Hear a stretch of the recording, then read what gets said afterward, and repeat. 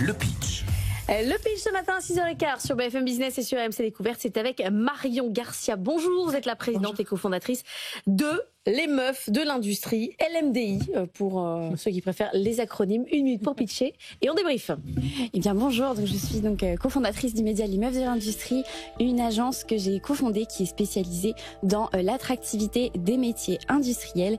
Et en parallèle, on a aussi du coup un média, donc une présence sur les réseaux sociaux, Instagram, TikTok et LinkedIn, où on parle aux jeunes des métiers industriels avec les femmes qui font ce secteur. Très bien, ça fait un pitch de 15 secondes, donc ça veut dire que Un micro-pitch. c'est très clair. C'est quoi votre modèle économique? Qui est-ce qui paye pour que vous fassiez des petites vidéos sur les femmes qui bossent? Parce que c'est ça votre truc, hein, c'est de montrer les femmes comment elles bossent, de raconter leur job. Qui c'est qui paye? Eh bien, ce sont les entreprises du secteur industriel, donc vraiment agro, aéronautique, automobile. L'objectif, c'est d'aider les entreprises à recruter sur les métiers en tension. Donc, pour certaines entreprises, ça va être l'aspect vraiment métier technique, donc technicienne de maintenance, chef de production, mais aussi des métiers d'ingénieur. Anthony?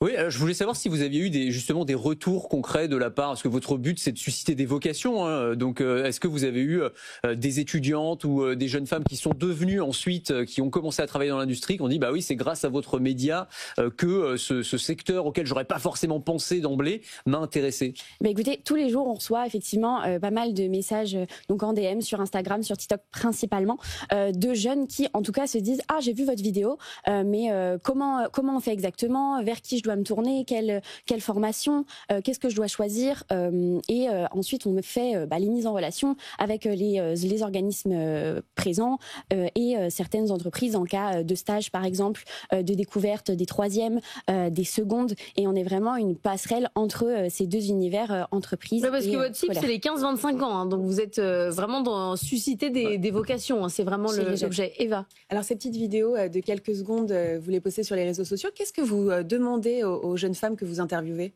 Ah, très bonne question. On leur demande en fait de démystifier le secteur, de raconter leur métier à des gens vraiment qui n'y connaissent rien. En fait, le souci, c'est que quand on a fait le constat on trouve très peu de choses sur l'industrie, c'était ce côté, on trouve des choses, mais pour les gens qui sont déjà dans le secteur. Là où on vient vraiment leur demander de simplifier au maximum ce qu'elles font pour que tout le monde soit en mesure de comprendre qu'on vienne du milieu ou non.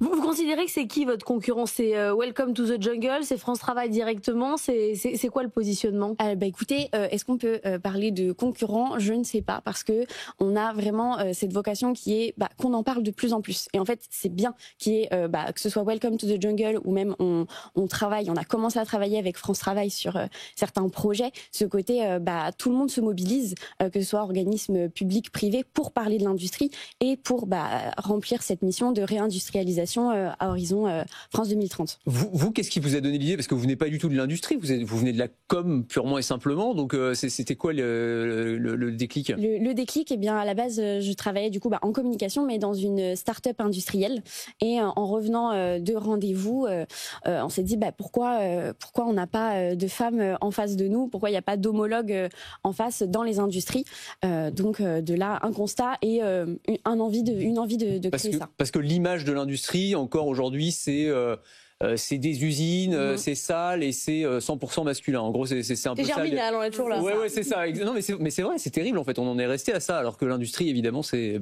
bien plus que ça. Disons qu'elle a beaucoup évolué, et heureusement, mais effectivement, dans l'inconscient, donc que ce soit auprès des jeunes, mais aussi des parents, du grand public, ça n'a pas changé. C'est toujours Zola comme.